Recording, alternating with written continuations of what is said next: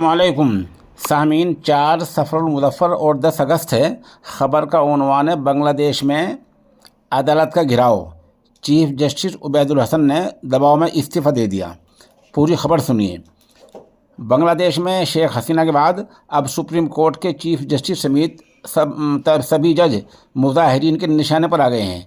यहाँ ज़बरदस्त प्रदर्शन हुआ है और तलबा ने सुप्रीम कोर्ट को निशाना बनाते हुए चीफ जस्टिस उबैदुल हसन समेत तमाम जजों से इस्तीफ़े की मांग की थी।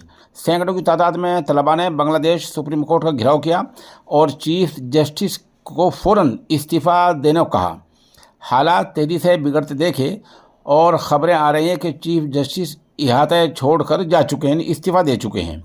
दरअसल चीफ जस्टिस ने नई उबूरी सरकार से सलाह लिए बगैर ही फुल कोर्ट की मीटिंग बुला ली थी, जिसके बाद तलबा का गुस्सा भड़क उठा। तलबा मुश्तिल हो गए। मुज़ाहिरीन का इल्ज़ाम है कि कोर्ट के जज साजिश का हिस्सा हैं। माहौल ऐसा देखकर ये कोर्ट की मीटिंग रद्द कर दी गई, लेकिन मुज़ाहिरीन नहीं माने और उन्होंने सुप्रीम कोर्ट का घेराव जारी रखा।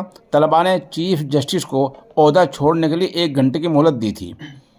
बांग्लादेश के उबूरी सरकार के नौजवान और खेल वजारत के सलाहकार आसिफ महमूद ने आज सुबह ही फेसबुक पर पोस्ट करके चीफ जस्टिस उबैदुल हसन से बगैर शर्त इस्तीफ़ा और फुल कोर्ट मीटिंग रोकने की मांग की थी।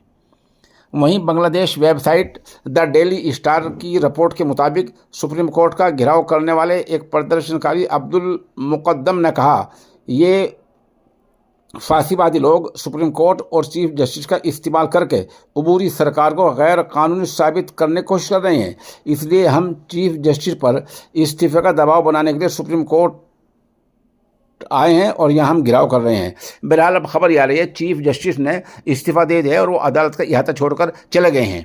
इस बारे में हमारे पास मुकम्मल वीडियो है। यहाँ यूट्यूब की गाइडलाइन की वजह से वो पूरी वीडियो नहीं दिखाई जा सकती। अगर आपको पूरी वीडियो देखनी है तो आप हमारे ऑनलाइन अखबार दस्तक डेली पर सर्च गूगल में जाएं। अगर वहाँ आपको नहीं मिलती तो आप हमारे नंबर 96 27 97 14 पर रब्ता कर सकते हैं।